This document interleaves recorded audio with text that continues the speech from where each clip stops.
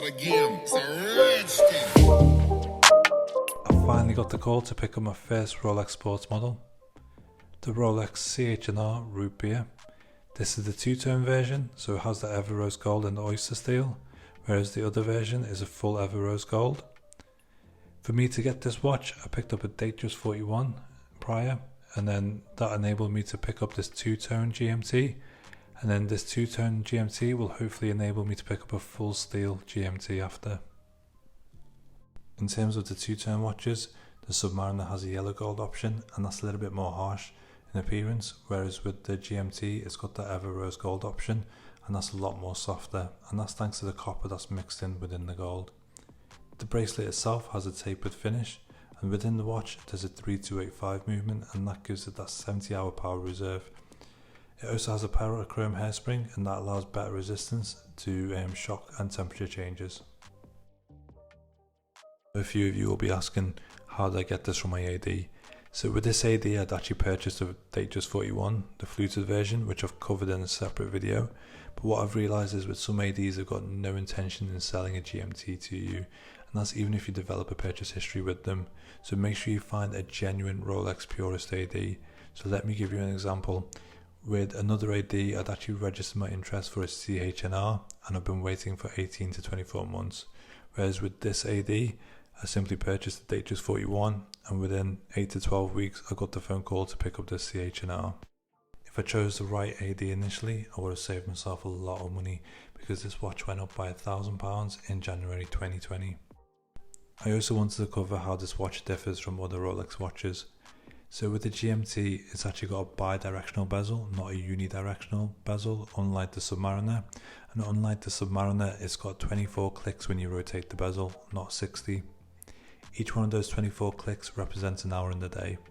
I'm going to do a separate video on how to set the GMT function with this watch, but I actually originally thought there was 2 time zones with this watch, but I can actually read 3 time zones. On the ceramic bezel, the black part represents the night hours and the chocolate brown represents the daytime hours.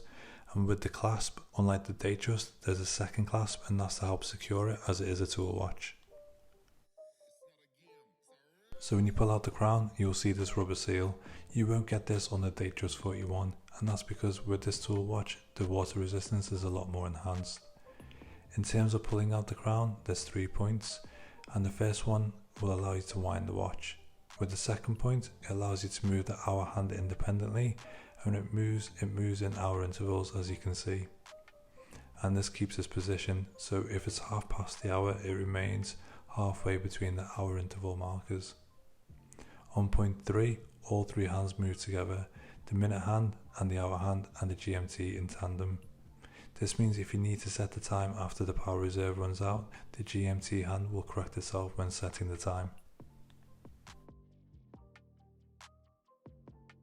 Within the GMT range you have the Pepsi and the Batman, and they both come on a Jubilee bracelet.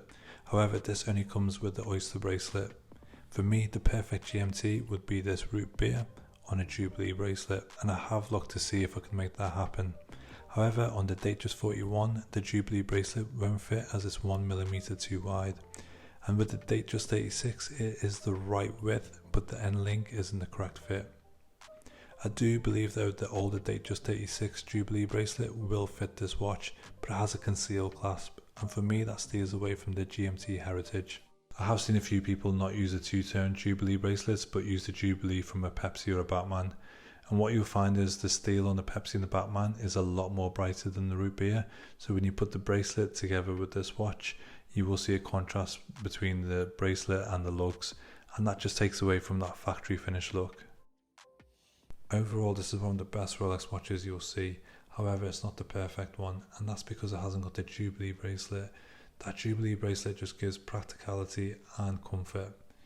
With this oyster bracelet, you will find that the polished center links are prone to scratches, and even though some ADs mention that they have self-healing properties, I just don't see it, whereas I have seen that with some titanium watches. Also, the fingerprints also stay on these center links when pressed against, so it's hard to maintain the new box fresh look. I will be doing a few more videos on this watch, so please make sure you subscribe to the channel. I've also registered for a few more Rolex watches and for the new Snoopy Omega Moon watch, So let's see what comes first. I will reveal it on the channel, whether it's an Omega or the Rolex. And if you liked the video, please give it a thumbs up, and I'll catch you in the next one. Thank you for watching.